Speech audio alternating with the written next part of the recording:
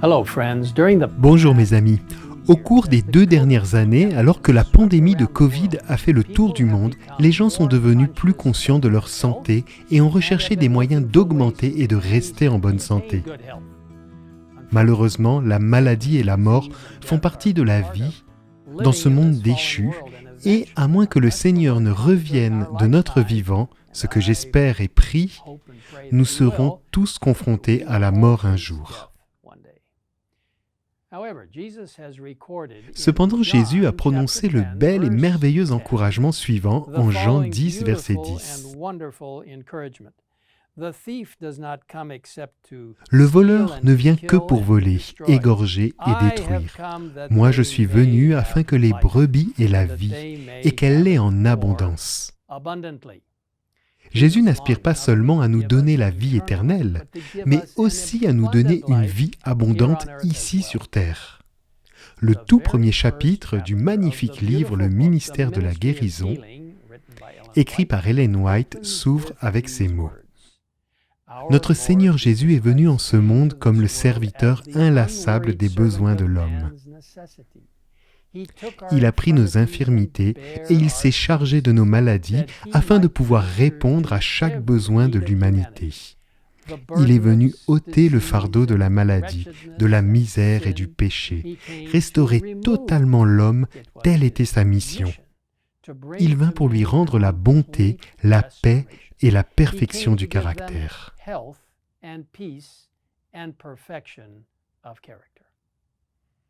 Pendant son séjour sur terre, Jésus a guéri de nombreuses maladies et dans la Bible et dans l'esprit de prophétie, il nous a donné de nombreux conseils sur la manière de vivre en bonne santé. Bien que des études aient montré que les adventistes du 7e jour ont tendance à vivre au moins 7 ans de plus que la population moyenne, nous ne nous efforçons pas seulement d'obtenir la quantité d'années, mais aussi la qualité. Nous recherchons cette vie abondante que le Christ est venu donner, non seulement pour nous-mêmes, mais pour que nous puissions accomplir le travail qu'il nous a appelés à faire. Ainsi, dans les prochaines minutes, nous allons passer rapidement en revue certaines des habitudes saines que Dieu nous a données à travers ses écrits inspirés. Lorsque nous pensons à la santé, il est important de se rappeler que Dieu nous a créés en tant qu'êtres holistiques. L'esprit, le corps et l'âme sont interdépendants et la façon dont nous traitons l'un d'entre eux affecte tous les autres. Avoir un esprit clair, par exemple, nous aide à avoir un corps sain. C'est pourquoi on nous dit de nous tenir à l'écart des substances nocives comme l'alcool, le tabac, les drogues illicites et la caféine.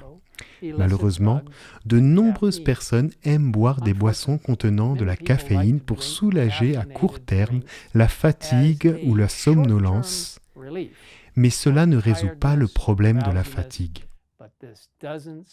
En fait, cela peut entraîner ou aggraver d'autres problèmes de santé comme l'anxiété, la dépression, l'insomnie, l'agitation, l'ostéoporose, les maux de tête, etc.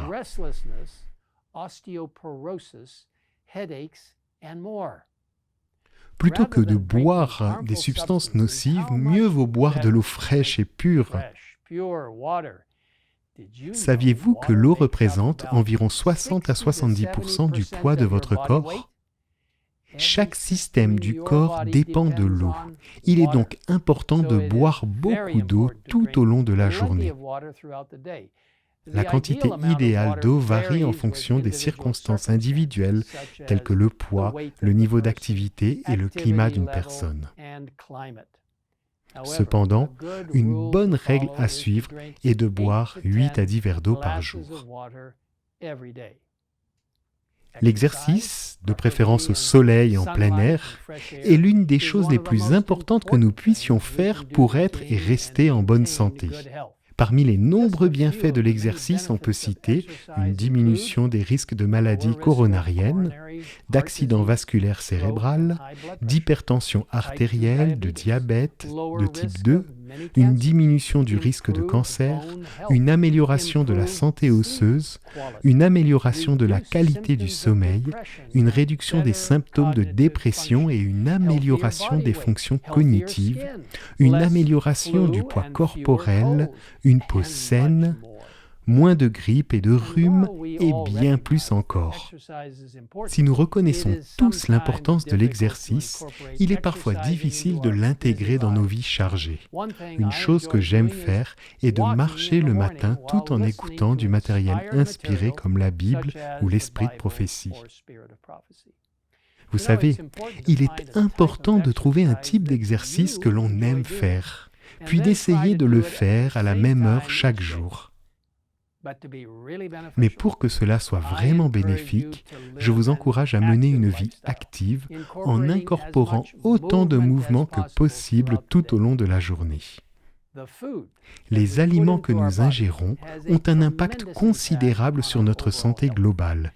La Bible encourage un régime équilibré à base de plantes, composé de céréales, de fruits, de noix, de légumes et de légumineuses. De nombreuses études confirment qu'un régime à base de plantes est beaucoup plus sain et plus sûr que la consommation de viande. Voici quelques résultats de certaines études. Les végétariens ont 24% de risque en moins de mourir d'une maladie coronarienne par rapport aux non-végétariens. Une étude réalisée au Japon a montré que les femmes qui mangent de la viande tous les jours ont 8,5 fois plus de risques de développer un cancer du sein que celles qui en mangent rarement ou jamais.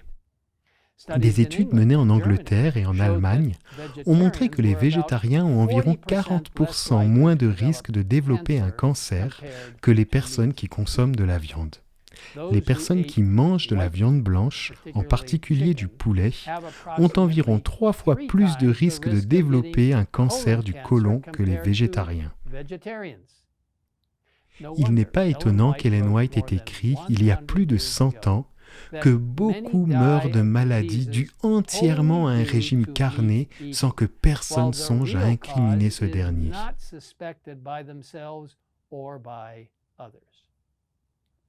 Mes amis, je veux vous encourager, si vous ne l'avez pas encore fait, à envisager dans la prière l'adoption d'un régime végétarien sain et équilibré, et je tiens à ajouter que je l'ai suivi toute ma vie. De nombreuses ressources sont disponibles en ligne pour trouver de délicieuses recettes et des plans de menus, et je pense que vous serez surpris de voir à quel point vous vous sentirez bien. Se reposer suffisamment régulièrement est d'une importance vitale pour la santé. Les médecins recommandent un minimum de 7 à 9 heures de sommeil par nuit. Si nous ne nous reposons pas suffisamment, nous risquons d'être confrontés à toute une série de problèmes de santé, notamment l'obésité, le diabète, une baisse de la réponse du système immunitaire, des troubles de l'humeur, un risque plus élevé de blessures et une altération des fonctions mentales.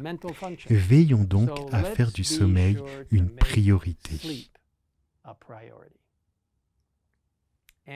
Et en plus d'un bon repos nocturne, il est également important de pratiquer le repos hebdomadaire que Dieu nous a donné avec le sabbat, le 7e jour.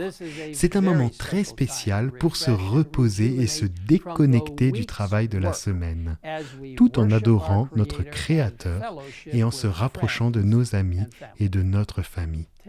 Prenez le temps de profiter du repos physique, mental, émotionnel et spirituel que Dieu nous accorde par le biais du sabbat. Et enfin, nous sommes invités à faire confiance à la puissance divine.